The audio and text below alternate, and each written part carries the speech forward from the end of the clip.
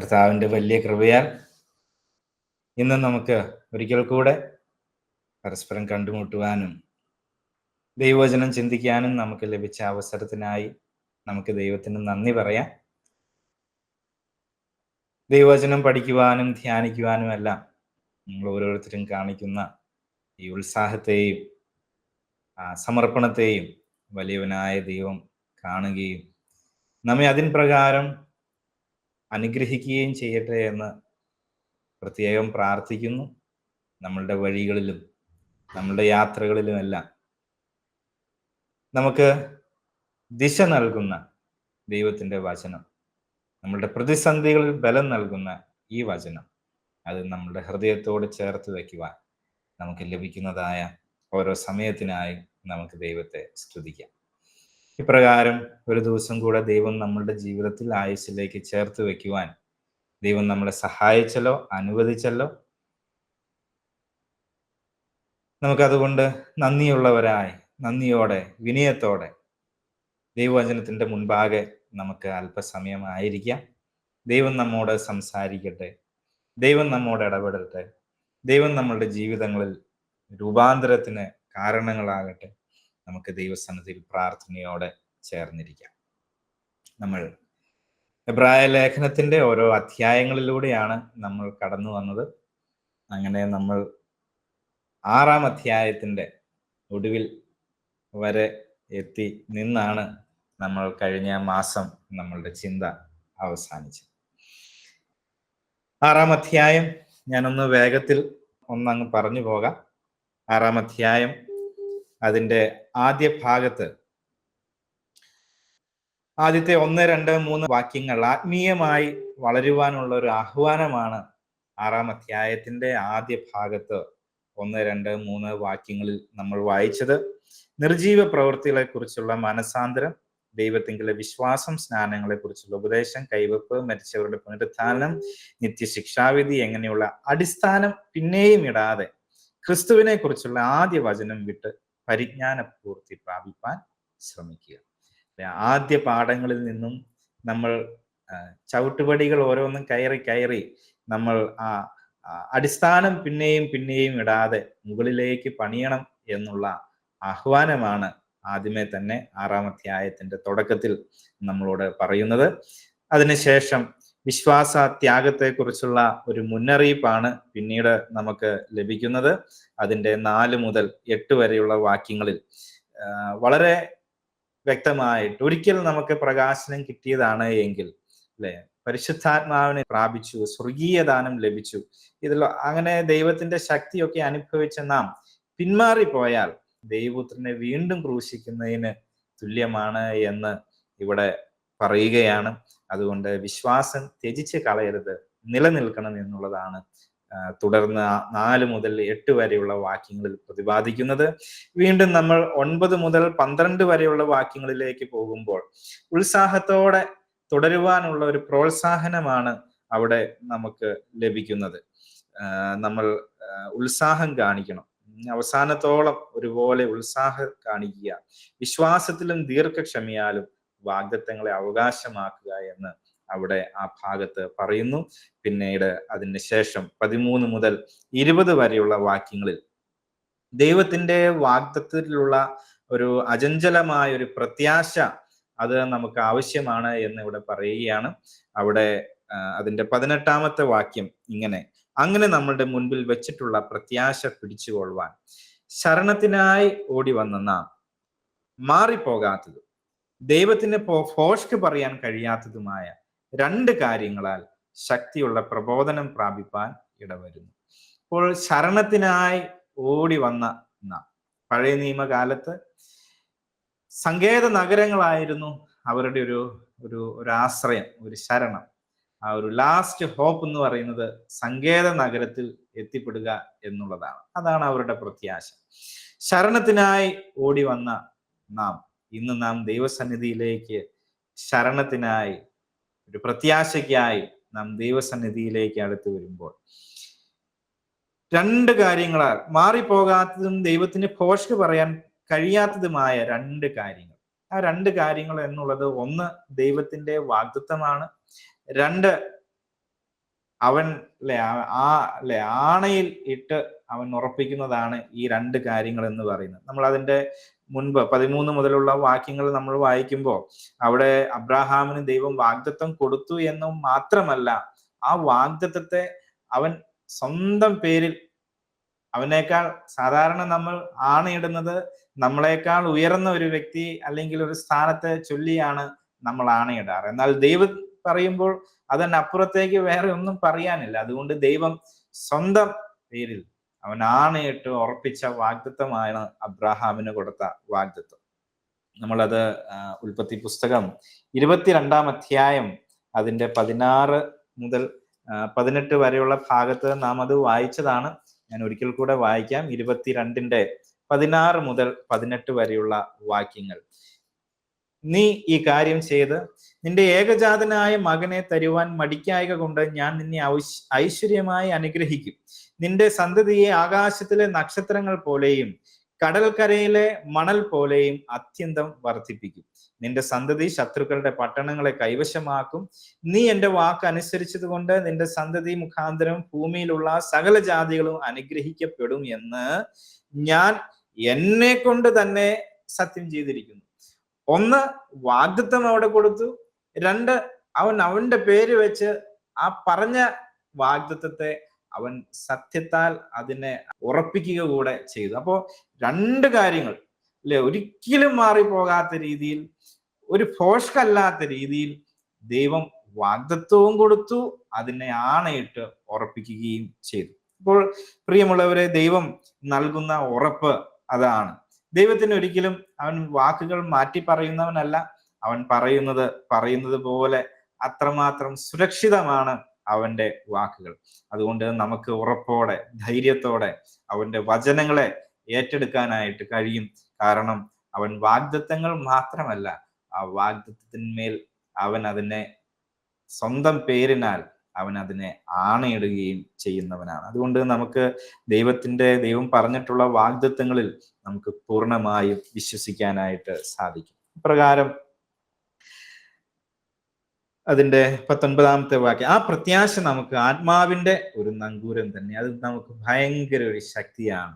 ആ പ്രത്യാശ, ദൈവത്തിന്റെ വാഗ്ദത്തത്തിലുള്ള പ്രത്യാശ, അവൻ നൽകുന്ന ഉറപ്പുകളിന്മേലുള്ള നമ്മളുടെ പ്രത്യാശ, അവൻ സത്യമായിട്ട് പറഞ്ഞിട്ടുള്ള കാര്യങ്ങളുടെ മേലുള്ള നമ്മളുടെ പ്രത്യാശ, അത് നമ്മളുടെ ആത്മാവിന് ഒരു നങ്കൂരമാണ്. അത് നമ്മെ സ്ഥിരതയോടെ ശക്തിയോടെ നിർത്തുന്നത് ഒന്നാണ് ആ നങ്കൂരം. അത് നിശ്ചയവും സ്ഥിരവും തിരശ്ശീലയ്ക്ക് അകത്തേക്ക് കടക്കുന്നതുമാകുന്നു. അവിടേക്ക് യേശു മൽക്കിസദേക്കിന്റെ ക്രമപ്രകാരം എന്നേക്കും മഹാപുരോഹിതനായി മുൻകൂട്ടി നമുക്ക് വേണ്ടി പ്രവേശിച്ചവനാണ്. അപ്പോൾ എല്ലാത്തിനും അവൻ ലീഡിങ് റോളാണ് അവനുള്ളത്. ആദ്യം അവൻ ചെയ്യും, അതിന്റെ പിന്നാലെ അവൻ നമ്മോട് വരുവാനായിട്ട് പിന്തുടരുവാനായിട്ട് കൽപ്പിക്കും. മൽക്കിസദേക്കിന്റെ ക്രമപ്രകാരം പുരോഹിതനായി തിരശ്ശീലയ്ക്ക് അപ്പുറത്തേക്ക് പ്രവേശിച്ച ആ മഹാപുരോഹിതൻ അവൻ നമ്മെയും ആ തിരശ്ശീലയ്ക്ക് അപ്പുറത്ത് ആ പുരോഹിതന്റെ അടുക്കലേക്ക് ചേർക്കുവാൻ അവൻ വിശ്വസ്തനാണ്. അവന്റെ വാഗ്ദത്വങ്ങളിൽ നമുക്ക് പ്രത്യാശ വയ്ക്കുവാനായിട്ട് കഴിയും. ഈ ഭാഗം പറഞ്ഞാണ് നമ്മൾ കഴിഞ്ഞ മാസത്തിൽ നമ്മൾ അവസാനിപ്പിച്ചത്. ഇന്ന് നമ്മൾ 7-ാം അധ്യായത്തിലേക്ക് കടക്കുകയാണ്. 5-ാം അധ്യായത്തിലാണ് മൽക്കിസദേക്ക് എന്ന ഒരു ക്രമം, ഒരു പൗരോഹിത്യ ക്രമത്തെ ഇൻട്രൊഡ്യൂസ് ചെയ്തിട്ട് അതിനെ അല്പം കൂടെ വിശദമായിട്ട് 7-ാം അധ്യായത്തിൽ നമുക്ക് കാണാം. പുരോഹിതൻ എന്ന വാക്കിന്റെ അർത്ഥം, എന്ന വാക്ക് കൊണ്ട് ഉദ്ദേശിക്കുന്നത് മീഡിയേറ്റർ എന്നുള്ളതാണ്. മധ്യസ്ഥത അണക്കുക, ദൈവത്തിനും മനുഷ്യർക്കും ഇടയിൽ മധ്യസ്ഥനായി നിൽക്കുക. നമ്മളുടെ ഈ ലോക ജീവിതത്തിൽ നമ്മൾ ഓരോ കാര്യങ്ങളിലേക്കും പ്രവേശിക്കുമ്പോൾ ആരെങ്കിലുമൊക്കെ നമുക്ക് വേണ്ടി സംസാരിച്ചിരുന്നെങ്കിൽ എന്ന് നമ്മൾ ആഗ്രഹിക്കാറുണ്ട്. ഒരുപക്ഷെ ഒരു ജോലിയുടെ കാര്യത്തിലാകാം, അതല്ലെങ്കിൽ ചിലപ്പോൾ ഏതെങ്കിലും ഗവൺമെന്റ് ഓഫീസുകളിൽ നമ്മളുടെ ഫയലുകളുടെ കാര്യങ്ങൾ വരുമ്പോൾ അതിൻ്റെ അകത്ത് അതിനെ ഒന്ന് മുൻപോട്ട് നീക്കുവാൻ ആരെങ്ങളുടെയും ഒരു മധ്യസ്ഥത നമ്മൾ തേടാറുണ്ട്. ചിലപ്പോൾ ചില പ്രശ്നങ്ങൾ നമ്മുടെ ജീവിതത്തിൽ വരുമ്പോൾ, ചില കോൺഫ്ലിക്റ്റുകൾ വരുമ്പോൾ അതിന് പരിഹാരം കണ്ടെത്തുവാനായിട്ട് ചിലരുടെ മീഡിയേഷൻ അത് നമുക്കൊരു ആശ നൽകുന്നതാണ്, നമുക്കൊരു പ്രതീക്ഷ നൽകുന്നതാണ്. ഇതുപോലെ ജീവിതത്തിന്റെ വിവിധ ഘട്ടങ്ങളിൽ ആരെങ്കിലും ഒക്കെ ഒന്ന് മീഡിയേഷൻ നിന്നിരുന്നെങ്കിൽ എന്ന് നമ്മൾ ആഗ്രഹിക്കാറുണ്ട്. ഒരുപക്ഷെ നമ്മൾ ഇതുപോലെ നമ്മളുടെ ജീവിതത്തിൽ ചില ചില ഘട്ടങ്ങളിൽ ആ ഒരു റോൾ നമ്മൾ ഏറ്റെടുത്തിട്ടുണ്ടാകാം, അല്ലെങ്കിൽ ചിലരെ നമ്മൾ ആ റോളിന് വേണ്ടിയിട്ട് സമീപിച്ചിട്ടുണ്ടാകാം. അതിൻ്റെയൊക്കെ ഫലം നമുക്ക് കിട്ടിയിട്ടുണ്ടാകാം. അപ്പോൾ ഇതുപോലെ നാമും ദൈവവുമായിട്ടുള്ള ബന്ധത്തിൽ നമുക്കിടയിൽ നിൽക്കുന്ന ഒരു പുരോഹിതൻ നമുക്കുണ്ട്. ഈ പുരോഹിതന്റെ പ്രത്യേകതകൾ പറഞ്ഞാണ് അതിന്റെ 7-ാം അധ്യായത്തിന്റെ 1 മുതലുള്ള വാക്യങ്ങളിലേക്ക് നമ്മൾ പ്രവേശിക്കുന്നത്. ഇപ്രകാരം നമുക്ക് അവിടെ വായിക്കാം. ശാലേം രാജാവും അത്യുന്നതനായ ദൈവത്തിന്റെ പുരോഹിതനുമായ ഈ മൽക്കിസദേക്ക് രാജാക്കന്മാരെ ജയിച്ച് മടങ്ങി വരുന്ന അബ്രാഹാമിനെ എതിരേറ്റ് അനുഗ്രഹിച്ചു. അബ്രാഹാം അവന് സകലത്തിലും 10-1 കൊടുത്തു. അവന്റെ പേരിന് ആദ്യം നീതിയുടെ രാജാവെന്നും പിന്നെ ശാലേം രാജാവ് എന്ന് വെച്ചാൽ സമാധാനത്തിന്റെ രാജാവ് എന്നും അർത്ഥം. അവന് പിതാവില്ല, മാതാവില്ല, വംശാവലിയില്ല, ജീവാരംഭവും ജീവാവസാനവും ഇല്ല. അവൻ ദൈവപുത്രന് തുല്യനായി എന്നേക്കും പുരോഹിതനായിരിക്കും. മൽക്കിസദേക്ക് എന്ന പുരോഹിതനെയാണ് ഇവിടെ പരിചയപ്പെടുത്തുന്നത്. അവൻ ഒരേ സമയം രാജാവാണ്, അതേ സമയം തന്നെ അവൻ പുരോഹിതൻ കൂടെയാണ്. നമ്മൾ കഴിഞ്ഞ മാസത്തിൽ നമ്മൾ ചിന്തിച്ചതുപോലെ ഉൽപ്പത്തി പുസ്തകം 14-ാം അധ്യായത്തിലാണ് മൽക്കിസദേക്കിനെ പറ്റിയിട്ട് പറയുന്നത്. ആദ്യമായിട്ട് നമ്മൾ അവിടെ കാണുന്നത് അവിടെയാണ്. രാജാവായിരുന്നു, ശാലേം രാജാവായിരുന്നു, അതുപോലെ തന്നെ ദൈവത്തിന്റെ പുരോഹിതനുമായ മൽക്കിസദേക്ക്. അബ്രാഹാമിനെ അനുഗ്രഹിക്കാൻ മാത്രം അവൻ ഉയർന്നവനായിരുന്നു. സാധാരണ അനുഗ്രഹം ഉയർന്നവരിൽ നിന്നും താഴേക്കാണ് അനുഗ്രഹങ്ങൾ കൈമാറുക. ഇവിടെ അബ്രാഹാമിനെ, വിശ്വാസികളുടെ പിതാവായ അബ്രാഹാമിനെ അത്രത്തോളം ഉന്നതനായ ഒരു വ്യക്തിക്ക് മാത്രമേ അബ്രാഹാമിനെ അനുഗ്രഹിക്കുവാനായിട്ട് സാധിക്കുകയുള്ളൂ. അപ്പോൾ അത്രത്തോളം ഉന്നതനായ ഒരു വലിയ ഒരു മഹാപുരോഹിതനായിരുന്നു മൽക്കിസദേക്ക് എന്ന് നമുക്കവിടെ കാണുവാനായിട്ട് സാധിക്കും. മാത്രമല്ല, അബ്രാഹാം അവന് സകലത്തിലും 10-ൽ അവന്റെ ദശാംശം അബ്രാഹാം മൽക്കിസദേക്കിന് കൊടുത്തു. അപ്പൊ ഇതിൽ നിന്നെല്ലാം ആത്മീയമായിട്ട് അബ്രാഹാമിനേക്കാൾ എല്ലാം ഉയർന്ന തലത്തിലാണ് മൽക്കിസദേക്ക് നിൽക്കുന്നത് എന്ന് കാണാം. 3-ാം വാക്യത്തിൽ പറഞ്ഞിരിക്കുന്നത് പോലെ അവന് പിതാവില്ല, മാതാവില്ല, വംശാവലിയില്ല, ജീവാരംഭവും ജീവാവസാനവുമില്ല. അവൻ ദൈവപുത്രന് തുല്യനായി എന്നേക്കും മഹാപുരോഹിതൻ ആണ്. അപ്പോൾ ഇവിടെ പറഞ്ഞിരിക്കുന്നത് പോലെ യേശു ക്രിസ്തുവിന്റെ ഒരു നിഴലായി, ഒരു മഹാപുരോഹിതനായി, വംശാവലികളൊന്നുമില്ലാതെ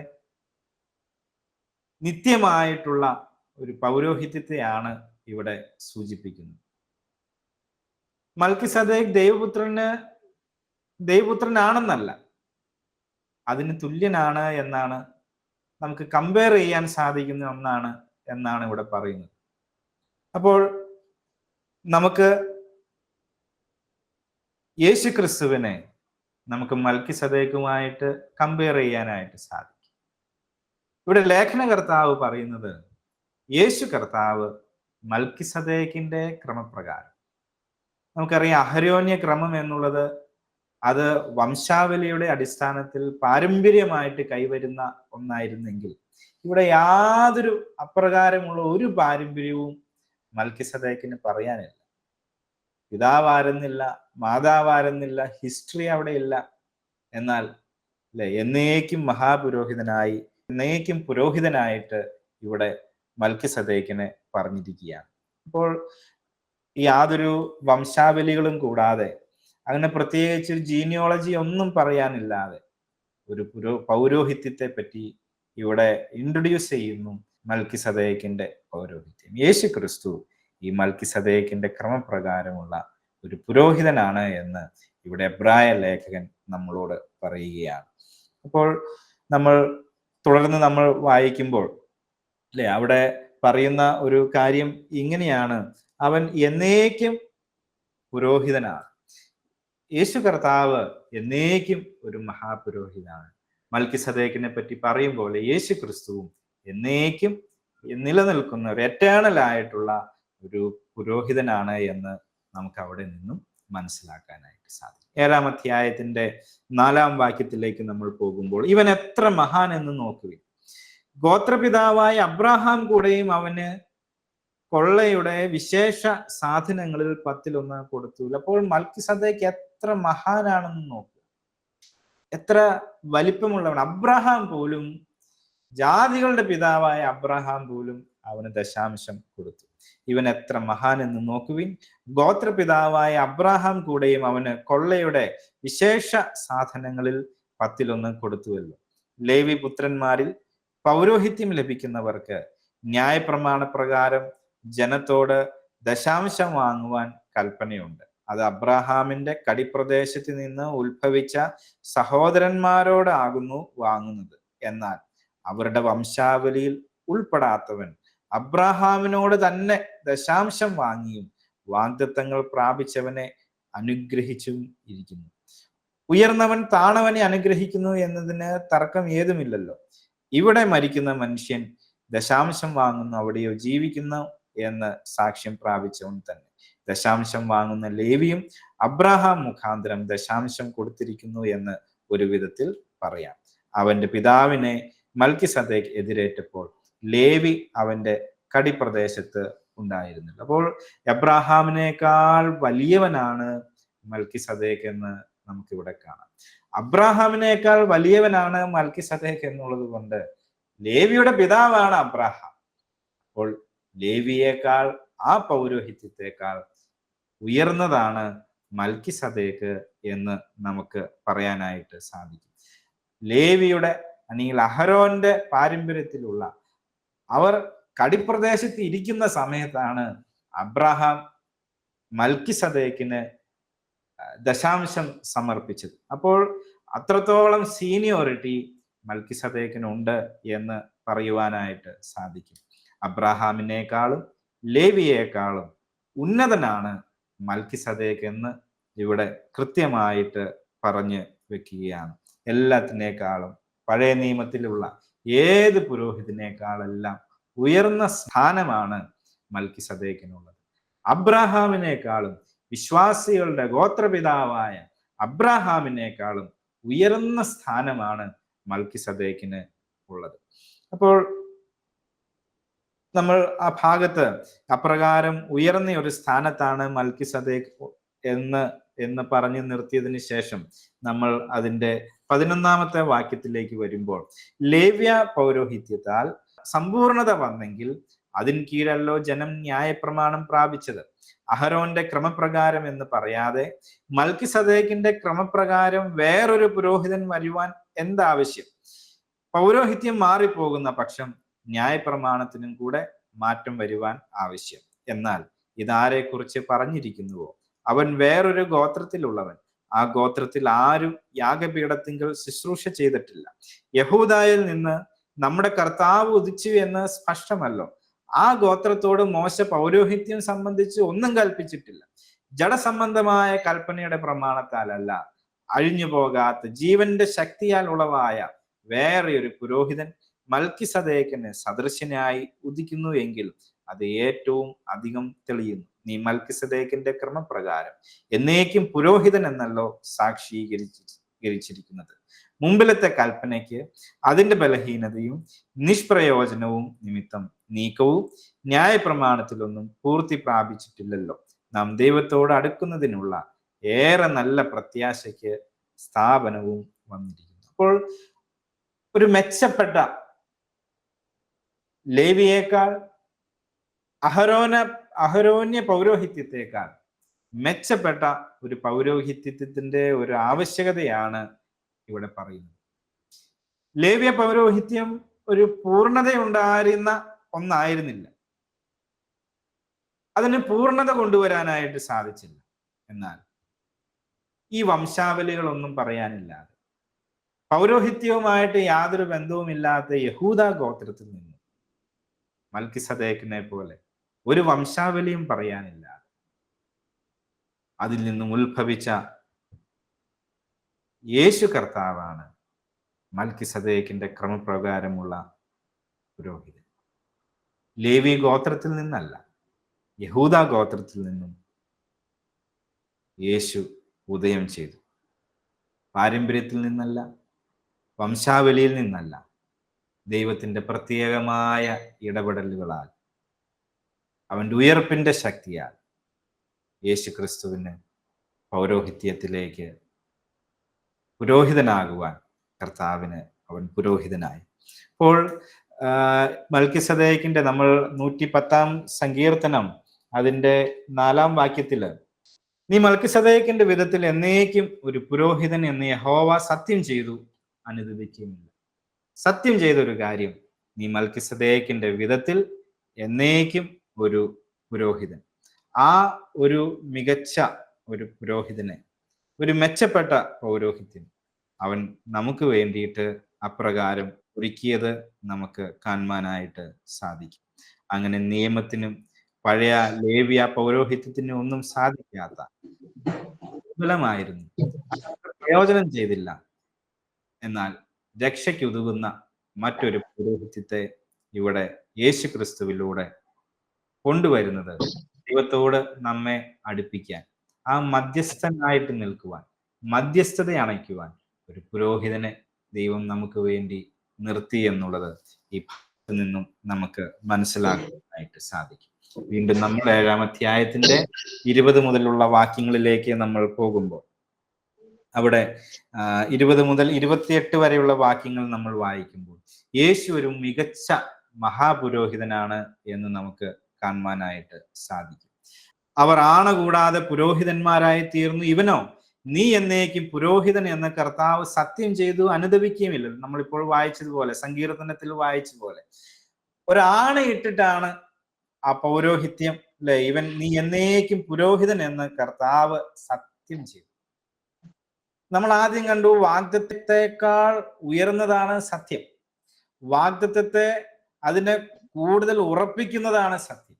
അപ്പോൾ ഇവിടെ ആണയിട്ട് ആ പുരോഹിതനായ ക്രിസ്തു, ലേവ്യ പൗരോഹിത്യത്തിൽ വന്നവരൊന്നും അങ്ങനെ ആണയിട്ട് വന്നിട്ടുള്ളവരല്ല, ദൈവം ആണയിട്ട് വന്നവരല്ല. എന്നാൽ ഇവനോ, ക്രിസ്തുവോ, നീ എന്നേക്കും പുരോഹിതൻ എന്ന കർത്താവ് സത്യം ചെയ്ത് അനുദപിക്കുകയും ഇല്ല എന്ന് തന്നോട് അരുളി ചെയ്തവൻ ഇട്ട ആണയോടുകൂടെ തന്നെയാണ് വന്നത്.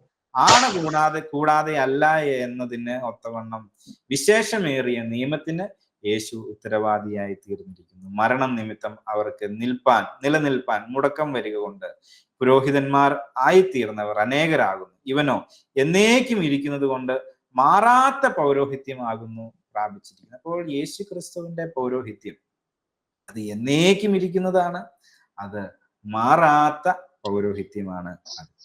ലേവ്യ പൗരോഹിത്യം ഒരുവന്റെ ജീവിതാവസാനത്തോടുകൂടെ അത് തീരുന്നു, അല്ലെ, ജനനം, ജീവിതം, മരണം അതോടുകൂടെ അവസാനിക്കുന്നതാണ് ആ പൗരോഹിത്യമെങ്കിൽ ഇവിടെ ആണയോടുകൂടെ വന്ന ഈ പൗരോഹിത്യം അത് എന്നേക്കും ഇരിക്കുന്നതാണ്, അത് മാറാത്ത പൗരോഹിത്യമാണ്. അതുകൊണ്ട് താൻ മുഖാന്തരമായി, 25-ാം വാക്യം, അതുകൊണ്ട് താൻ മുഖാന്തരമായി ദൈവത്തോട് അടുക്കുന്നവർക്ക് വേണ്ടി പക്ഷപാതം ചെയ്യുവാൻ സദാ ജീവിക്കുന്നവനാകിയാൽ അവരെ പൂർണ്ണമായി രക്ഷിപ്പാൻ അവൻ പ്രാപ്തനാകും. നമ്മുടെ കർത്താവ് പ്രാപ്തനാണ്, യേശു അവൻ പ്രാപ്തനാണ്. എന്ത്? താൻ മുഖാന്തരമായി ദൈവത്തോടടുക്കുന്ന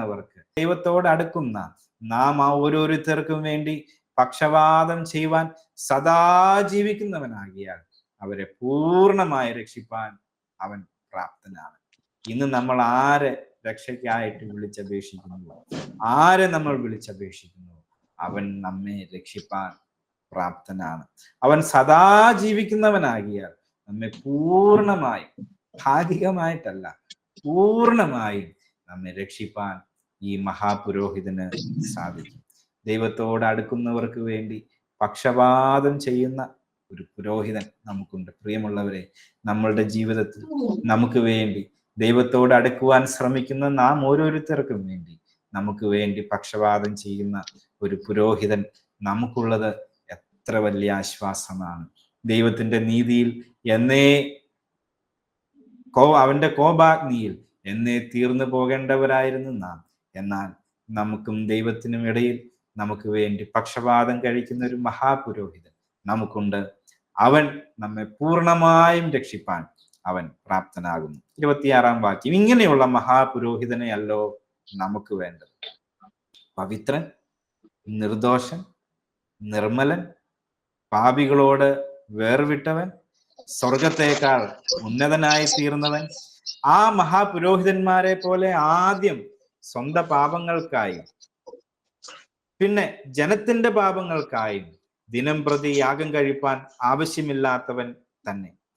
അത് അവൻ തന്നെത്താൻ അർപ്പിച്ചുകൊണ്ട് ഒരിക്കലായിട്ട് ചെയ്തുവല്ലോ. ന്യായപ്രമാണം ബലഹീന മനുഷ്യരെ മഹാപുരോഹിതന്മാരാക്കുന്നു. ന്യായപ്രമാണത്തിൽ പിമ്പുള്ള ആണയുടെ വചനമോ എന്നേക്കും തികഞ്ഞവനായി തീർന്ന പുത്രനെ പുരോഹിതനാക്കുന്നു. പ്രിയമുള്ളവരെ, നമ്മളുടെ മഹാപുരോഹിതൻ അവൻ പവിത്രനാണ്, നിർദോഷനാണ്, നിർമ്മലനാണ്, പാപികളോട് വേർവിട്ടവനാണ്, സ്വർഗത്തേക്കാൾ ഉന്നതനായി തീർന്നവനാണ്. ഈ ഭൂമിയിൽ ഏത് പുരോഹിതനാണ് ഇത് അവകാശപ്പെടാൻ സാധിക്കുക? ഏത് പൗരോഹിത്യത്തിനാണ് ഈ ഭൂമിയിൽ ഇത് അവകാശപ്പെടുവാൻ സാധിക്കുക?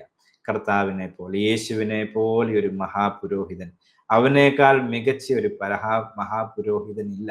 യേശുവാണ് ഏറ്റവും മികച്ച മഹാപുരോഹിതൻ. പവിത്രൻ, നിർദോഷൻ, നിർമ്മലൻ, പാപികളോട് വേർവിട്ടവൻ, സ്വർഗത്തേക്കാൾ ഉന്നതനായി തീർന്നവൻ. പ്രിയമുള്ളവരെ, ഈ മഹാപുരോഹിതൻ ചെയ്ത ഒരു കാര്യമുണ്ട്. അവൻ ആദ്യം സ്വന്തം പാപങ്ങൾക്കായും പിന്നെ ജനത്തിന്റെ പാപങ്ങൾക്കായും ദിനം പ്രതി യാഗം കഴിപ്പാൻ ആവശ്യമില്ലാത്തവനാണ് അവൻ. അവൻ ഒരിക്കലായിട്ട് നാം ഓരോരുത്തർക്കും വേണ്ടി, നമ്മുടെ പാപങ്ങൾക്ക് വേണ്ടി അവൻ സ്വയം യാഗമായി തീർന്ന ഒരു പുരോഹിതൻ. ആ പുരോഹിതൻ മറ്റൊരു മൃഗത്തെ എടുത്ത് യാഗം കഴിക്കുകയല്ല ചെയ്തേ. അവൻ സകല പാപങ്ങളും അവൻ സ്വന്തം ചുമലിലേറ്റി അവൻ സ്വയം ഒരു യാഗവസ്തുവായി തീർന്ന് അവൻ സ്വയം യാഗം ചെയ്ത ഒരു പുരോഹിതനാണ്, ഒരു മഹാപുരോഹിതനാണ് നമുക്കുള്ളത്. വേറെ ഏത് പുരോഹിതനാണ് ഇത് അവകാശപ്പെടാനായിട്ട് സാധിക്കുക? തികഞ്ഞവനായി തീർന്ന പുത്രനെ പുരോഹിതനാക്കുന്നു.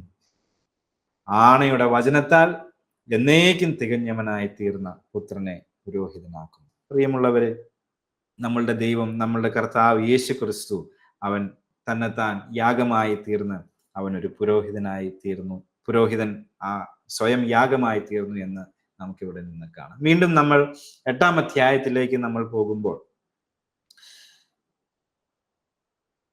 8-ാം അധ്യായത്തിന്റെ 1-ാം വാക്യം, നാം ഈ പറയുന്നതിന്റെ സാരം എന്തെന്നാൽ, ഇത്രയും കാര്യങ്ങൾ പറഞ്ഞതിന് ശേഷം ഈ പറയുന്നതിന്റെ ഒക്കെ സാരം എന്തെന്നാൽ, സ്വർഗത്തിൽ മഹിമാസനത്തിന്റെ വലതുഭാഗത്ത് ഇരുന്നവനായി വിശുദ്ധ സ്ഥലത്തിന്റെയും മനുഷ്യനല്ല കർത്താവ് സ്ഥാപിച്ച സത്യ കൂടാരത്തിന്റെയും ശുശ്രൂഷകനായ മഹാപുരോഹിതൻ നമുക്കുണ്ട്. ഈ പറയുന്നതിന്റെ എല്ലാം ഒരു സാരം എന്ന് പറഞ്ഞാൽ, നമുക്കൊരു മഹാപുരോഹിതൻ, അവൻ സ്വർഗത്തിൻ മഹിമാസനത്തിന്റെ വലത്ത് ഭാഗത്ത് കർത്താവ് സ്ഥാപിച്ച സത്യകൂടാരത്തിന്റെ ശുശ്രൂഷകനായി ഒരു മഹാപുരോഹിതൻ നമുക്ക് ഉണ്ട്. ആ കോർ ട്രൂത്ത് എന്ന് പറയുന്നത്, ഇതിന്റെ എല്ലാത്തിൻ്റെയും സമ്മറൈസ് ചെയ്തിട്ട് ഉള്ള ഒരു കോർ ട്രൂത്ത് എന്ന് പറയുന്നത്, ഒരു മഹാപുരോഹിതൻ നമുക്കുണ്ട്. യേശുവാണ് ആ മഹാപുരോഹിതൻ. അവൻ മനുഷ്യരാൽ നിർമ്മിതമായ ആലയങ്ങളിലല്ല അവൻ പൗരോഹിത്യ ശുശ്രൂഷ ചെയ്യുന്നത്. അവൻ ശുശ്രൂഷ ചെയ്യുന്നത് സ്വർഗത്തിന്റെ മഹോന്നതങ്ങളിൽ മഹിമാസനത്തിന്റെ വലത് ഭാഗത്ത് അവൻ ഇരുന്ന് നമുക്ക് വേണ്ടി ശുശ്രൂഷ ചെയ്യുന്ന ഒരു മഹാപുരോഹിതനുണ്ട്. അവൻ ഭൂമിയിലെ പുരോഹിതന്മാരെ പോലെയല്ല, അവൻ സ്വർഗത്തിൽ വലിയ ശുശ്രൂഷ നമുക്ക് വേണ്ടിയിട്ട് ചെയ്യുന്നതായി നമുക്ക് കാണുവാനായിട്ട് സാധിക്കും. വീണ്ടും 3-ാം വാക്യം, ഏത് മഹാപുരോഹിതനും വഴിപാടും യാഗവും അർപ്പിപ്പാൻ നിയമിക്കപ്പെടുന്നു. ആകയാൽ അർപ്പിപ്പാൻ ഇവനും വല്ലതും വേണം. അവൻ ഭൂമിയിലായിരുന്നെങ്കിൽ ആകെയില്ലായിരുന്നു. ന്യായപ്രമാണ പ്രകാരം വഴിപാട് അർപ്പിക്കുന്നവരുണ്ടല്ലോ. കൂടാരം തീർപ്പാൻ മോശെ ആരംഭിച്ചപ്പോൾ പർവ്വതത്തിൽ നിനക്ക് കാണിച്ച മാതൃക പ്രകാരം നീ സകലവും ചെയ്യുവാൻ നോക്കുക എന്ന് അവനോട് അരുളി ചെയ്തതുപോലെ അവർ സ്വർഗത്തിന്റെ ദൃഷ്ടാന്തവും നിഴലുമായതിൽ ശുശ്രൂഷ ചെയ്യുന്നു. ഈ ഭൂമിയിലെ പുരോഹിതന്മാർ, ഭൂമിയിൽ പഴയ നിയമകാലത്ത് സമാഗമന കൂടാരത്തിലൊക്കെ ശുശ്രൂഷ ചെയ്ത പുരോഹിതന്മാരൊക്കെ അവർ ഒരു നിഴൽ മാത്രമായിരുന്നു. സ്വർഗീയമായത് എന്തോ അതിന്റെ ഒരു നിഴൽ മാത്രമായിരുന്നു ഭൂമിയിൽ നാം കണ്ടത്. സമാഗമന കൂടാരം എന്നുള്ളത് അതൊരു ഒരു പാറ്റേണിന്റെ ഒരു നിഴൽ മാത്രമാണ്. എന്നാൽ സ്വർഗത്തിന്റെ മഹോന്നതങ്ങളിൽ മഹാപുരോഹിതന്റെ ശുശ്രൂഷ ചെയ്യുന്ന ഒരു ക്രിസ്തു, അവൻ നമുക്ക് വേണ്ടി ജീവിക്കുന്നു. പ്രിയമുള്ളവരെ, വീണ്ടും നമ്മൾ 8-ാം അധ്യായത്തിന്റെ 6 വാക്യങ്ങളിലേക്ക് 6 മുതൽ 13 വരെയുള്ള വാക്യങ്ങളിലേക്ക് പോകുമ്പോൾ അവിടെ ഒരു പഴയതിനേക്കാൾ പുതിയതായിട്ടുള്ള ഒരു മികച്ചതായിട്ടുള്ള ഒരു കവനന്റ് അത് നമുക്ക് വേണ്ടി നൽകപ്പെട്ടത് അവിടെ നമ്മൾ വായിക്കുകയാണ്. 6 മുതൽ 13 വരെ. അവനോ വിശേഷതയേറിയ വാഗ്ദത്തങ്ങളിന്മേൽ സ്ഥാപിക്കപ്പെട്ട നിയമത്തിന്റെ മധ്യസ്ഥനാകിയാൽ അതിന്റെ വിശേഷതയ്ക്കോ ഒത്തവണ്ണം വിശേഷതയേറിയ ശുശ്രൂഷയും പ്രാപിച്ചിരിക്കുന്നു. 1-ാമത്തെ നിയമം കുറവില്ലാത്തതായിരുന്നു എങ്കിൽ 2-ാമത്തേതിന് ഇടം അന്വേഷിക്കുകയില്ലായിരുന്നു. എന്നാൽ അവൻ അവരെ ആക്ഷേപിച്ചുകൊണ്ട് അരുളി ചെയ്തത്, ഞാൻ ഇസ്രായേൽ ഗ്രഹത്തോടും യഹൂദ ഗ്രഹത്തോടും പുതിയൊരു നിയമം ചെയ്യുന്ന കാലം വരും എന്ന് കർത്താവിന്റെ അരുളപ്പാട്. ഞാൻ അവരുടെ പിതാക്കന്മാരെ കൈക്ക് പിടിച്ച് മിസ്രയീം ദേശത്ത് നിന്ന് കൊണ്ടുവന്ന നാളിൽ ഞാൻ അവരോട് ചെയ്ത നിയമം പോലെ അല്ല. അവർ എന്റെ നിയമത്തിൽ നിലനിന്നില്ല, ഞാൻ അവരെ ആദരിച്ചതുമില്ല എന്ന് കർത്താവിന്റെ അരുളപ്പാട്. ഈ കാലം കഴിഞ്ഞ ശേഷം ഞാൻ ഇസ്രായേൽ ഗ്രഹത്തോട് ചെയ്യുവാനിരിക്കുന്ന നിയമം ഇങ്ങനെയാകുന്നു. ഞാൻ എൻ്റെ ന്യായപ്രമാണം അവരുടെ ഉള്ളിലാക്കി അവരുടെ ഹൃദയങ്ങളിൽ എഴുതും. ഞാൻ അവർക്ക് ദൈവമായും അവർ എനിക്ക് ജനമായും ഇരിക്കും. ഇനി അവരിൽ ആരും തൻ്റെ കൂട്ടുകാരനെയും തൻ്റെ സഹോദരനെയും കർത്താവിനെ അറിയുക എന്ന് ഉപദേശിക്കുകയില്ല. അവർ ആബാലവൃദ്ധം എല്ലാവരും എന്നെ അറിയും. ഞാൻ അവരുടെ അകൃത്യങ്ങളെ കുറിച്ച് കരുണയുള്ളവനാകും, അവരുടെ പാപങ്ങളെ ഇനി ഓർക്കുകയുമില്ല എന്ന് കർത്താവിന്റെ അരുളപ്പാട്. പുതിയത് എന്ന് പറയുന്നതിനാൽ ആദ്യത്തേതിനെ പഴയതാക്കിയിരിക്കുന്നു. എന്നാൽ പഴയതാകുന്നതും ജീർണിക്കുന്നതുമെല്ലാം നീങ്ങിപ്പോകുവാൻ അടുത്തിരിക്കുന്നു. പ്രിയമുള്ളവർ, ഒരു പുതിയ നിയമത്തിന്റെ ഒരാവശ്യകത. പഴയ നിയമം സീനായ് മലയിൽ വെച്ച് നൽകപ്പെട്ടതായ ആ പഴയ നിയമം അതിന് അതിൻ്റെതായ കുറവുകൾ ഉണ്ടായിരുന്നു. മനുഷ്യനത് വേണ്ടതുപോലെ അതിനോട് പ്രതികരിക്കാനായിട്ട് കഴിഞ്ഞില്ല. പ്രമാണത്തിനല്ല ദോഷം, പക്ഷെ അത് മനുഷ്യന്റെ ഹൃദയങ്ങളിൽ മനുഷ്യൻ അതിന് വേണ്ടതുപോലെ അതിനോട് റെസ്പോണ്ട് ചെയ്യാൻ സാധിച്ചില്ല. പ്രിയമുള്ളവരെ, അവന്റെ ഹൃദയത്തെ അവൻ വേണ്ടതുപോലെ അതിനൊത്തവണ്ണം അവൻ പാകപ്പെടുത്തിയില്ല. കുറെ ആചാരങ്ങളിൽ അവന്റെ ജീവിതം അങ്ങ് പരിമിതപ്പെട്ടു നിന്നു. എന്നാൽ ഹൃദയം ദൈവത്തിൽ നിന്നും വളരെ ദൂരെയായി പോയത് നമുക്ക് കാണുവാനായിട്ട് സാധിക്കും. പ്രിയമുള്ളവരെ, അപ്രകാരം ഒരു സാഹചര്യത്തിലാണ് യെരമ്യാ പ്രവാചകൻ 31-ാമത്തെ അധ്യായത്തിൽ പറയുന്നത് പോലെ അതിന്റെ 10-ാമത്തെ വാക്യം, ജാതികളെ യഹോവയുടെ വചനം കേൾപ്പിൻ, ദൂരദ്വീപുകളിൽ അതിനെ പ്രസ്താവിപ്പിൻ. ഇസ്രായേലിനെ ചിതറിച്ചവൻ അവനെ കൂട്ടിച്ചേർത്തു, ഒരിടയും തന്റെ കൂട്ടത്തെ കാക്കുന്നത് പോലെ അവനെ കാക്കുമെന്ന് പറയുവൻ. എബ്രായർ 8-ന്റെ 10-ാമത്തെ വാക്യത്തിൽ, ഈ കാലം കഴിഞ്ഞ ശേഷം ഞാൻ ഇസ്രായേൽ ഗ്രഹത്തോട് ചെയ്യുവാനിരിക്കുന്ന നിയമം ഇങ്ങനെയാകുന്നു. ഞാൻ എൻ്റെ ന്യായപ്രമാണം അവരുടെ ഉള്ളിലാക്കി അവരുടെ ഹൃദയങ്ങളിൽ എഴുതും. അപ്പോൾ ഈ പുതിയ നിയമം, ഈ പുതിയ പ്രമാണം, പഴയതിന് അപ്ഗ്രേഡ് ചെയ്തിട്ട് വരുന്ന ഈ പുതിയ പ്രമാണം അത് ഹൃദയങ്ങളെ മാറ്റുന്ന രീതിയിൽ, ആചാരങ്ങളെ അല്ല, അനുഷ്ഠാനങ്ങളെ അല്ല, അതിനേക്കാൾ ഉപരിയായി നമ്മുടെ ഹൃദയങ്ങൾക്ക് രൂപാന്തരം വരുന്ന രീതിയിൽ ആ നിയമങ്ങൾ നമ്മുടെ ഹൃദയങ്ങളിൽ എഴുതി ചേർക്കും എന്നുള്ളതാണ് ഈ 10-ാമത്തെ വാക്യത്തിൽ നിന്നും. ആ കാലം കഴിഞ്ഞ ശേഷം ഞാൻ ഇസ്രായേൽ ഗ്രഹത്തോട് ചെയ്യുവാനിരിക്കുന്ന നിയമം ഇങ്ങനെയാകുന്നു. ഞാൻ എൻ്റെ ന്യായപ്രമാണം അവരുടെ ഉള്ളിലാക്കി അവരുടെ ഹൃദയങ്ങളിൽ എഴുതും. പഴയ നിയമകാലത്ത് കൽപ്പലകളിലും മറ്റും എഴുതി ന്യായപ്രമാണം മോശമുഖാന്തരം കൊടുത്തു എങ്കിൽ ഇവിടെ നാം ഓരോരുത്തരുടെയും ഉള്ളങ്ങളിൽ അതാക്കി അവരുടെ ഹൃദയങ്ങളിൽ എഴുതും. അപ്പോൾ മാറ്റം ഉണ്ടാകുന്നത് നമ്മളുടെ ആചാരങ്ങളിലല്ല, അനുഷ്ഠാനങ്ങളിലല്ല, ഹൃദയത്തിൽ നിന്നാണ് മാറ്റങ്ങൾ വരുന്നത്. ഹൃദയപ്രകാരം ദൈവത്തെ അനുസരിക്കുവാൻ, ദൈവത്തെ അന്വേഷിപ്പാൻ, അവനെ തേടുവാൻ, അവന്റെ വഴികളെ തേടുവാനുള്ള ഒരു വാഞ്ച, ബാഹ്യമായ നിയമങ്ങളല്ല, ഹൃദയത്തിന്റെ അകത്തു നിന്ന് വരുന്ന രൂപാന്തരമാണ് ഈ പുതിയ നിയമത്തിന്റെ പ്രത്യേകത. പുതിയ നിയമത്തിന്റെ മറ്റൊരു പ്രത്യേകത നമ്മൾ തുടർന്നുള്ള വാക്യത്തിൽ 11, ഞാൻ അവർക്ക് ദൈവമായും അവർ എനിക്ക് ജനമായി ഇരിക്കും. പ്രിയമുള്ളവരെ, അതൊരു വ്യക്തിപരമായ ഒരു റിലേഷനാണ്, വ്യക്തിപരമായ ഒരു ബന്ധമാണ്. ഞാൻ അവർക്ക് ദൈവമായും അവർ എൻ്റെ ജനമായും.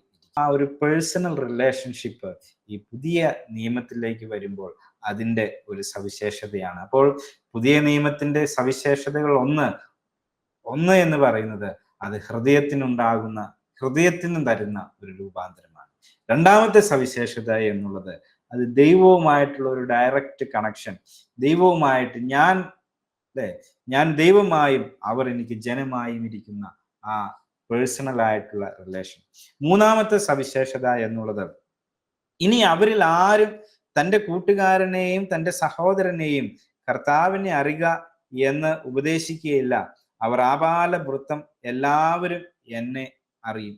പ്രിയമുള്ളവരെ, ആ ഒരു യൂണിവേഴ്സൽ ആക്സസ്, ദൈവത്തോട് അടുക്കാനുള്ള ആ ഒരു ആക്സസ് എല്ലാവർക്കുമായി ദൈവം തുറന്നു കൊടുത്തു.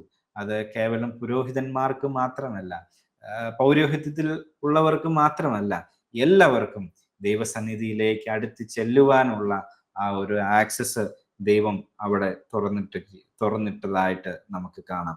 ആബാലവൃത്തം എല്ലാവരും എന്നെ അറിയും.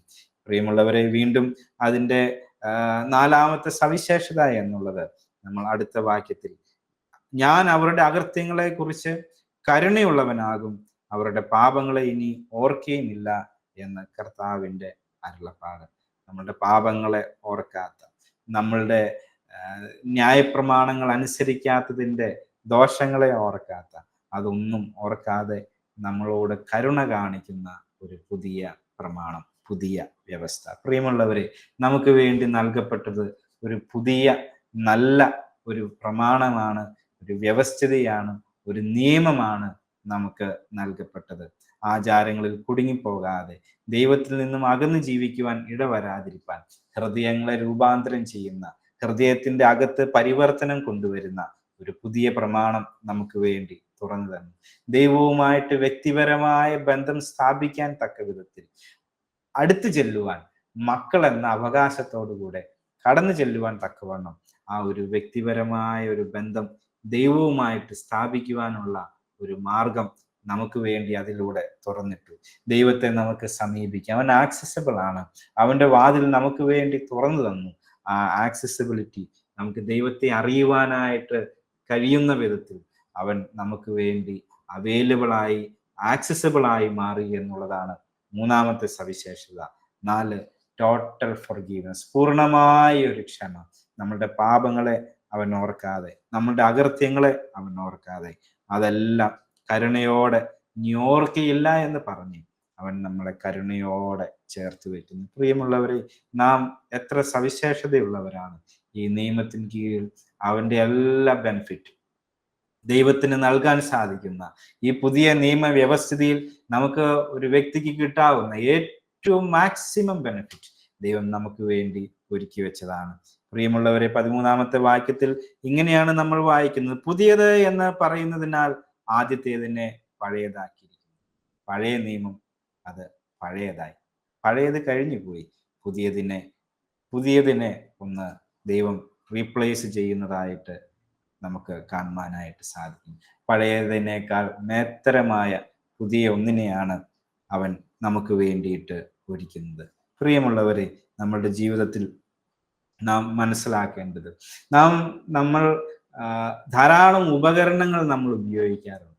അടുക്കളയിൽ നമ്മൾ പല ഉപകരണങ്ങൾ ഉപയോഗിക്കും, നമ്മളുടെ ജോലി സ്ഥലത്ത് നമ്മൾ പലവിധങ്ങളായ ഉപകരണങ്ങൾ ഉപയോഗിക്കും, അല്ലെ? നമ്മൾ ഉപയോഗിക്കുന്ന ഫോൺ, നമ്മൾ ഉപയോഗിക്കുന്ന ലാപ്ടോപ്പ്, അല്ലെങ്കിൽ നമ്മൾ ഉപയോഗിക്കുന്ന, അല്ലെ, നമ്മൾ മിക്സി മുതൽ അടുക്കളയിൽ നമ്മൾ ഉപയോഗിക്കുന്ന ധാരാളം ഉപകരണങ്ങൾ കുറെ വർഷങ്ങൾ കഴിയുമ്പോൾ, പുതിയ പുതിയ ഉപകരണങ്ങൾ വരുമ്പോൾ, അതിന്റെ ലേറ്റസ്റ്റ് മോഡലുകൾ വരുമ്പോൾ നമ്മൾ നമ്മുടെ സാധനങ്ങൾ ഓരോന്നും അപ്ഗ്രേഡ് ചെയ്യാറുണ്ട്, അല്ലെ?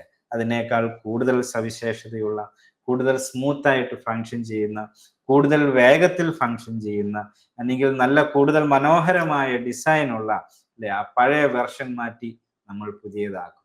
നമ്മളുടെ ഫോൺ പണ്ട് കാലത്ത് നമ്മൾ ഉപയോഗിച്ചിരുന്ന, അല്ലെ, ആ ഫീച്ചർ ഫോണൊക്കെ നമ്മൾ മാറ്റി ഇന്ന് നമ്മൾ സ്മാർട്ട് ഫോണാണ് ഉപയോഗിക്കുന്നത്. പഴയതിനെ, അല്ലെ, അതിനെ അപ്ഗ്രേഡ് ചെയ്ത് നമ്മൾ പുതിയതിലേക്ക് കടന്നു വരുന്നു. ലാപ്ടോപ്പിലാണെങ്കിൽ നമ്മൾക്കറിയാം, വിൻഡോസിന്റെ ഓരോ പുതിയ പുതിയ വെർഷൻ വരുമ്പോൾ, അല്ലെ, നമ്മൾ അതൊക്കെ അപ്ഗ്രേഡ് ചെയ്യുന്നു. നമ്മൾ, അല്ലെ, നമ്മളുടെ വസ്ത്രങ്ങൾ പോലും നമ്മൾ എന്ത് ചെയ്യുന്നു? പഴയതിനെ മാറ്റി നമ്മൾ പുതിയത് ധരിക്കുന്നവരാണ്. നമ്മളുടെ അടുക്കളയിൽ നമ്മൾ ഉപയോഗിക്കുന്ന ഉപകരണങ്ങൾ കാലഘട്ടങ്ങൾ മാറുമ്പോൾ, വർഷങ്ങൾ മുൻപോട്ട് നീങ്ങുമ്പോൾ പഴയതിനെ മാറ്റി പുതിയതിനെ നമ്മൾ സ്വീകരിക്കുന്നു. പ്രിയമുള്ളവരെ, എബ്രായ ലേഖനം 8-ാം അധ്യായം ഇതാണ് പറയുന്നത്. പഴയതിനെ നീക്കി പുതിയ ഒന്ന് സ്ഥാപിച്ച ഒരു പുതിയ നിയമത്തെ ദൈവം സ്ഥാപിച്ചതാണ് ഇതിനെ പറയാനുള്ളത്. നിയമങ്ങളല്ല, ആചാരങ്ങളല്ല, ഹൃദയത്തിന്റെ അകത്ത് ദൈവവചനം എഴുതപ്പെട്ട് നമ്മുടെ ജീവിതത്തെ രൂപാന്തരപ്പെടുത്തുന്ന, ഹൃദയത്തിന്റെ അകത്ത് രൂപാന്തരം തരുന്ന ഒരു വചനം നമ്മളുടെ ഉള്ളിൽ അവൻ നൽകിയിട്ടുണ്ട്. നമുക്ക് വേണ്ടി ഒരു മഹാപുരോഹിതനുണ്ട്, ക്രിസ്തു എന്ന പുരോഹിതൻ. അവൻ നമുക്ക് വേണ്ടി മധ്യസ്ഥത അണയ്ക്കുന്ന, നമുക്ക് വേണ്ടി പക്ഷപാതം ചെയ്യുന്ന ഒരു പുരോഹിതൻ നമുക്കുണ്ട്. ഇന്ന് നമുക്ക് ദൈവസന്നിധിയിൽ നമുക്ക് ചെല്ലാം. ദൈവത്തോട് ആ ആക്സസ് നമുക്ക് വേണ്ടിയിട്ട് തുറന്നിട്ടിരിക്കുകയാണ്. ഒരു പുതിയ ഹൃദയം, ദൈവവുമായിട്ടുള്ള വ്യക്തിപരമായ ബന്ധം, ദൈവത്തിൽ നിന്നുണ്ട് അവന്റെ കരുണ, ദൈവത്തോടുള്ള ആ ഒരു ആക്സസ്. അങ്ങനെ പഴയതിനെ മാറ്റി, പഴയ നിയമത്തെ മാറ്റി പുതിയ ഒരു നിയമം അതിലേക്ക് കർത്താവ് നാം ഓരോരുത്തരുടെയും ഭാഗ്യവശാൽ കൊണ്ടുവന്നിരിക്കുകയാണ്. അതുകൊണ്ട് പ്രിയമുള്ളവർ, ഇന്ന് നാം നിൽക്കുന്ന ദൈവസന്നിധിയിൽ നാം ആയിരിക്കുമ്പോൾ ദൈവം നമ്മളോട് കാണിച്ച കൃപയ്ക്കും ദൈവം നമ്മളോട് കാണിച്ച കരുണയ്ക്കുമായി നമുക്ക് അവനെ സ്തോത്രം ചെയ്യാം, നമുക്ക് അവനെ സ്തുതിക്കുവാനായിട്ട് കഴിയും. ഞാൻ ഇന്ന് നമ്മൾ പറഞ്ഞതായ 7-8 അധ്യായങ്ങളുടെ അതിൻ്റെ പോയിന്റ്സ് അത് നിങ്ങളുടെ ശ്രദ്ധയിലേക്ക് ഒന്ന് കൊണ്ടുവരികയാണ്. 7-ാം അധ്യായത്തിന്റെ 1 മുതൽ 3 വരെയുള്ള വാക്യത്തിൽ ആരാണ് മൽക്കിസദേക്ക് എന്നാണ് നമ്മൾ ആദ്യമേ പറഞ്ഞത്. 7-ാം അധ്യായം 1 മുതൽ 3 വരെ ആരാണ് മൽക്കിസദേക്ക്? 7-ാം അധ്യായത്തിന്റെ 4 മുതൽ 10 വരെ അവിടെ പറയുന്നത് അബ്രാഹാമിനേക്കാളും ലേവിയേക്കാളും ഉന്നതനായ മൽക്കിസദേക്ക്. അബ്രാഹാമിനേക്കാളും ലേവിയേക്കാളും ഉന്നതനായ മൽക്കിസദേക്ക്.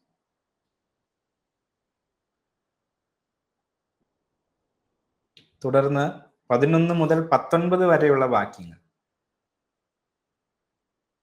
മെച്ചപ്പെട്ട പൗരോഹിത്യത്തിന്റെ ആവശ്യകത. ലേവ്യ പൗരോഹിത്യം സമ്പൂർണമല്ലായിരുന്നു, എന്നാൽ മെച്ചപ്പെട്ട ഒരു പൗരോഹിത്യം ആവശ്യമായിരുന്നു. 7:20 മുതൽ 28 വരെ യേശു മികച്ച മഹാപുരോഹിതൻ. ഇപ്പോൾ അവിടെ പ്രധാനമായും 4 കാര്യങ്ങളാണ് 7-ാം അധ്യായത്തിൽ പരാമർശിക്കുന്നത്. ആരാണ് മൽക്കിസദേക്ക്? മൽക്കിസദേക്ക് അബ്രാഹാമിനേക്കാളും ലേവിയേക്കാളെല്ലാം ഉന്നതനാണ്. മെച്ചപ്പെട്ട ഒരു പൗരോഹിത്യത്തിന്റെ ഒരു ആവശ്യകത. യേശു മികച്ച മഹാപുരോഹിതൻ. ഇത്രയും കാര്യങ്ങളാണ് നമ്മൾ 7-ാം അധ്യായത്തിൽ വായിക്കുന്നത്. 8-ാം അധ്യായത്തിലേക്ക് വരുമ്പോൾ 8-ാം അധ്യായത്തിന്റെ 1-2 വാക്യങ്ങളിൽ യേശുവിന്റെ ഇപ്പോഴത്തെ ശുശ്രൂഷ, സ്വർഗത്തിലെ മഹാപുരോഹിതൻ. സ്വർഗത്തിലെ മഹാപുരോഹിതൻ യേശു ക്രിസ്തു ഇന്ന് നമുക്ക് വേണ്ടി എന്താണ് ചെയ്യുന്നത്? അവൻ സ്വർഗത്തിൽ നമുക്ക് വേണ്ടി പൗരോഹിത്യ ശുശ്രൂഷ നിർവഹിക്കുന്നു, നമുക്ക് വേണ്ടി മധ്യസ്ഥത അണയ്ക്കുന്നു, നമുക്ക് വേണ്ടി പക്ഷപാതം ചെയ്യുന്നു. 3 മുതൽ 5 വരെയുള്ള വാക്യങ്ങൾ 8-ാം അധ്യായത്തിന്റെ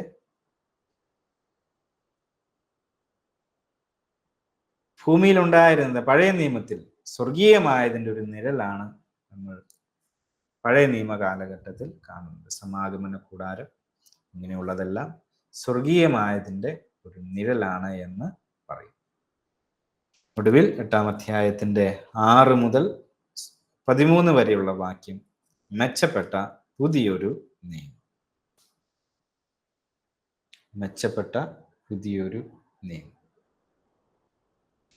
അപ്പോൾ ഈ കാര്യങ്ങളാണ് നമ്മൾക്ക് 7-8 അധ്യായങ്ങളിൽ നിന്നും നമുക്ക് പഠിക്കുവാനായിട്ടുള്ളത്. കർത്താവ് യേശുക്രിസ്തു ഒരു മഹാപുരോഹിതനായിട്ട് നമുക്ക് വേണ്ടി അവൻ സ്വർഗത്തിൽ നമുക്ക് വേണ്ടി പക്ഷപാതം ചെയ്യുന്നു. അവനെ ഹൃദയപൂർവ്വം സ്വീകരിച്ച് നമ്മുടെ പാപങ്ങളെ ഏറ്റുപറഞ്ഞ് പഴയതിനെ പുതുതാക്കുന്ന നമ്മുടെ കർത്താവ് നമ്മുടെ ജീവിതത്തിൻ്റെ പഴയതിനെ മാറ്റി പുതിയതിനെ നൽകുന്ന, പുതുക്കുന്ന, പുതിയത് നൽകുന്ന ഒരു കർത്താവ് നമുക്കുണ്ട്. പ്രിയമുള്ളവരെ, നമ്മുടെ ജീവിതത്തിൽ നമ്മൾ വന്നു പോയിട്ടുള്ള പാപങ്ങളെയെല്ലാം കരുണയോടെ നോക്കി നമുക്ക് ക്ഷമിച്ചു തരുന്ന ഒരു മഹാപുരോഹിതൻ നമുക്കുണ്ട്. അവന്റെ കരങ്ങളിലേക്ക് നമ്മളുടെ ജീവിതത്തെ വെച്ചു കൊടുക്കാം. നമ്മിലേക്ക് തന്നെ ഒന്ന് നോക്കാം. ദൈവത്തോട് അടുക്കുവാൻ നാം ശ്രമിക്കുമ്പോൾ നമുക്ക് വേണ്ടി ആ വഴി തുറന്നിട്ട സ്വയം ഒരു യാഗമായി തീർന്ന കർത്താവിനെ, യേശുവിനെ നമ്മുടെ ഹൃദയങ്ങളിലേക്ക് നമുക്ക് സ്വീകരിക്കാം. അവനെ പോലെ വേറൊരു മഹാപുരോഹിതനില്ല. മധ്യസ്ഥത അണയ്ക്കാൻ അവന് തുല്യമായിട്ട് അതിന് പകരം വയ്ക്കാൻ വേറെ ആരുമില്ല. നമ്മുടെ ജീവിതത്തിലേക്ക് നോക്കി, കുറവുകളെ നോക്കി, അതെല്ലാം ഏറ്റുപറഞ്ഞ് നമുക്ക് ദൈവസന്നിധിയിൽ മധ്യസ്ഥത അണയ്ക്കാം, കണ്ണുകളെ അടയ്ക്കാം, പ്രാർത്ഥിക്കാം. ഞങ്ങളുടെ കർത്താവേ, ഞങ്ങളുടെ ദൈവം, നിന്റെ വചനത്തിൽ നിന്നും ഞങ്ങൾക്ക് ലഭിക്കുന്ന ഉൾക്കാഴ്ചകളും വെളിപ്പാടുകളും ഞങ്ങൾക്ക് വേണ്ടി ഒരു മഹാപുരോഹിതനായി ഞങ്ങൾക്ക് വേണ്ടി മധ്യസ്ഥത അണയ്ക്കുന്ന, ഞങ്ങൾക്ക് വേണ്ടി വാദിക്കുന്ന, ഞങ്ങളുടെ പക്ഷം ചേർന്ന് നിന്ന് സംസാരിക്കുന്ന, ഞങ്ങളെ വിധിക്കുകയല്ല, ഞങ്ങളെ മാറ്റി നിർത്തുകയല്ല, വിധിച്ച് മാറ്റി നിർത്തുകയല്ല, എന്നാൽ ഞങ്ങൾക്ക് വേണ്ടി പക്ഷപാതം ചെയ്ത് നിൽക്കുന്ന ഒരു മഹാപുരോഹിതൻ ഞങ്ങൾക്കുള്ളത് കൊണ്ട് കർത്താവെ, ഞങ്ങൾ അങ്ങേ സ്തുതിക്കുക. കർത്താവ്, പലപ്പോഴും ലോകക്കാർ ഞങ്ങളെ വിടക്ക് എന്ന് പറഞ്ഞ് മാറ്റി നിർത്തുമ്പോൾ, ഞങ്ങളെ വിധിച്ച് മാറ്റി നിർത്തുമ്പോൾ, ദൈവസന്നിധിയിൽ ഞങ്ങൾക്ക് വേണ്ടി വാദിക്കുവാൻ ഒരു മഹാപുരോഹിതൻ ഞങ്ങൾക്കുള്ളത് കൊണ്ട് ഞങ്ങൾ നിനക്ക് നന്ദി പറയുകയാണ്. നീയാണ് ഞങ്ങളുടെ പ്രത്യാശ, നീയാണ് ഞങ്ങളുടെ പ്രത്യാശയുടെ നങ്കൂരം. കർത്താവേ, നിന്നെ മുറുകെ പിടിച്ച് ജീവിപ്പാൻ നീ ഞങ്ങളെ സഹായിക്കണമേ എന്ന് ഞങ്ങൾ നിന്നോട് പ്രാർത്ഥിക്കുക. നീ ഞങ്ങളുടെ ഹൃദയങ്ങളിൽ നൽകിയിട്ടുള്ള വചനം, ഞങ്ങളെ രൂപാന്തരപ്പെടുത്തുന്ന ആ വചനം, അതിൽ ഞങ്ങൾക്ക് നിലനിന്ന് പോകുവാൻ കർത്താവെ നീ ഞങ്ങളെ സഹായിക്കണമേ എന്ന് ഞങ്ങൾ നിന്നോട് പ്രാർത്ഥിക്കും. ഇന്ന് കടന്ന് വന്നവരായി ചേർന്ന് നിൽക്കുന്ന എല്ലാവരെയും നിന്റെ കരങ്ങളിലേക്ക് സമർപ്പിക്കുകയാണ്. വിശ്വാസത്തിൽ ബലപ്പെടുവാൻ, വിശ്വാസത്തിൽ ഉറയ്ക്കുവാൻ, നിന്റെ വചനത്തിൽ ഉറയ്ക്കുവാൻ, നിന്നിൽ ഉറയ്ക്കുവാൻ കർത്താവെ നീ ഞങ്ങളെ സഹായിക്കണമേ എന്ന് നിന്നോട് പ്രാർത്ഥിക്കുന്നു. പിന്മാറിപ്പോകാതെ വചനത്തിൽ നിലനിന്ന് പോകുവാൻ നീ ഞങ്ങൾ ഓരോരുത്തർക്കും കൃപയും ഭാഗ്യവും നൽകണമേ. അവിടുത്തെ കരങ്ങളിലേക്ക് ഞങ്ങൾ താഴ്മയായി സമർപ്പിക്കുന്നു. കൃപയോടെ കേൾക്കുമാറാകണമേ. ആമേൻ.